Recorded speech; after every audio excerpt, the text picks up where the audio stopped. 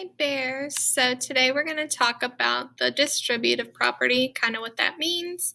But first I just wanted to kind of review with you guys combining like terms.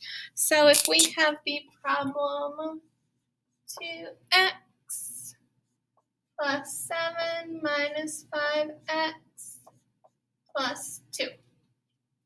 So when we combine our like terms, the very first thing we want to do is go ahead and I always just call it color coding.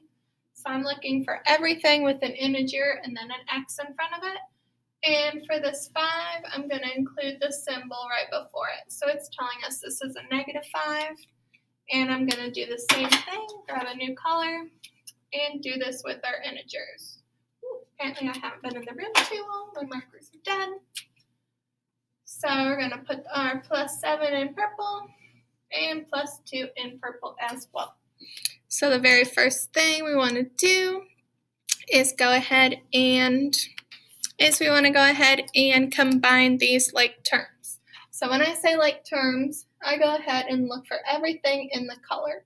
So for this one, I have a 2 minus 5x. So I just think of that, okay, what is 2 minus 5? We know that ends up being -3, and those were x's.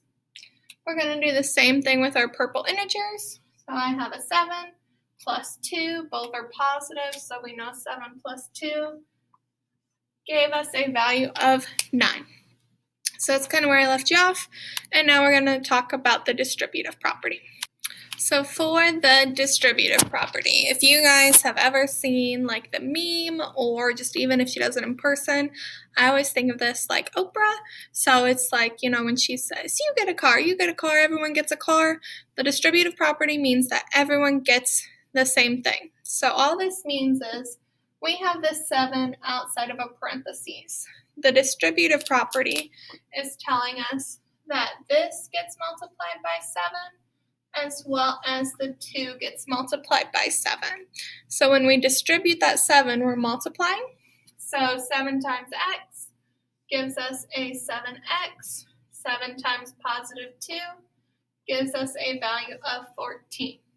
So to simplify that, we go from 7, parentheses, x plus 2, and we end up with 7x plus 14.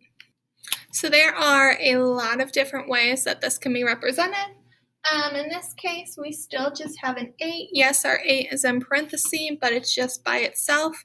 So we are still going to distribute that to both parts. So we're going to do 8 times 7. 8 times a positive 6x. 8 times 7 is 56.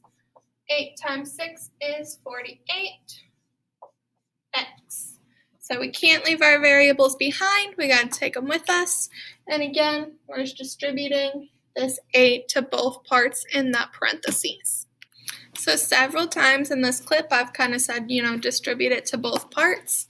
Well, if we look at this problem, there are 3 parts in here. So this is kind of, if you guys remember talking about PEMDAS, we're going to elaborate on that a little bit.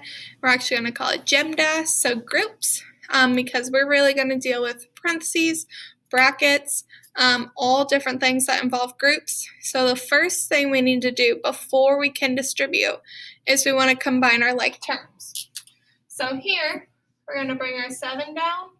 If I have 2x plus 4x plus 7, again, we kind of group our same things together. I have a positive 2x and a 4x, and then a plus 7. 2x plus 4x give me 6x. Plus 7, because that cannot be combined. And now this looks more like the problem that we were just doing. So we would do 7 times 6 is 42x plus 49. Forgot my arrows. Now let's say when we did this problem that you forgot to combine like terms. So I'm actually going to go ahead and leave this answer because I want to see, okay, if I forgot to combine like terms, what happens? So if we have 7 times 2 is 14x, 7 times 4x is 28x, plus 7 times 7 is 49. We would combine our like terms, end up with 42x plus 49. You notice these are the same. So really, if you forget to combine like terms, you're not out of luck. You still can get to your simplified version. It just saves some time to do it in the beginning. All right, I want to do 2 more with you guys. So we're going to talk about 8 parentheses x plus y. So I have 2 variables this time. They cannot be combined together. One's an x, one's a y. That's like if I had apples and oranges. They're different. So we're still going to distribute this 8. 8 times 1x is 8x. 8 times 1y is 8y. And again, those cannot go together. All right, last one, and we have a lot going on. So again, if we're thinking of GEMDAS, so groups first, can't combine anything here. Next thing says exponents. There are no exponents. We go to multiplication. That's when our distributive property comes in. So if we do 10 times 1/2, and I'm just going to do a little work down here, 10 over 1 times 1 over 2 gives us 10 over 2. That simplifies down to 5. So we end up with 5x plus 40 plus 3x minus 4. So are we done? Hopefully your answer is no. So we do 5 plus 3 is 8x. 40 minus 4.